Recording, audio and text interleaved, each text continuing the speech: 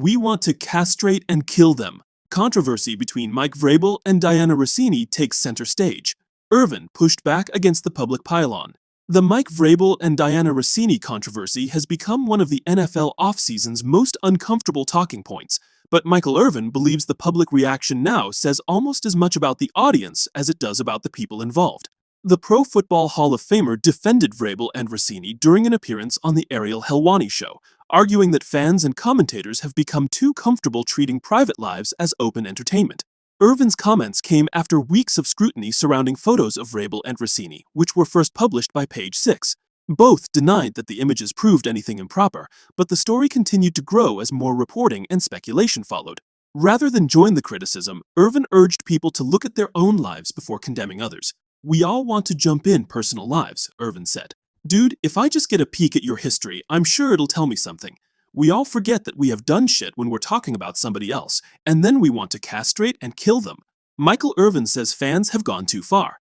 Irvin didn't claim to know every detail of the situation. He also didn't argue that public figures should be free from criticism.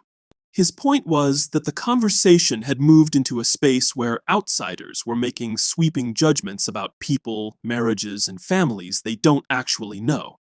"Life happens," Irvin said. "We're trying to use people in football to be the measuring stick for all the righteousness. And then we act like, I can't believe this person did this. It's a person, and people do things." Vrabel previously dismissed suggestions of wrongdoing after the initial photos surfaced. "These photos show a completely innocent interaction, and any suggestion otherwise is laughable," Vrabel told the New York Post. "This doesn't deserve any further response."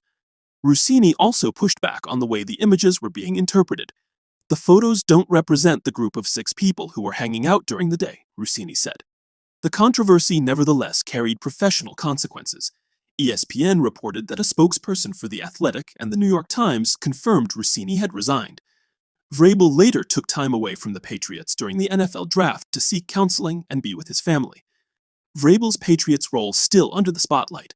The football side of the story hasn't disappeared. Vrabel remains one of the league's most prominent coaches, and the Patriots have continued to operate with him as their head coach, despite the noise around his personal life. Irvin argued that people outside the situation should stop pretending they understand what is happening behind closed doors. "Sometimes it's not right, but we're not in their homes," Irvin said. "We don't know what they're dealing with.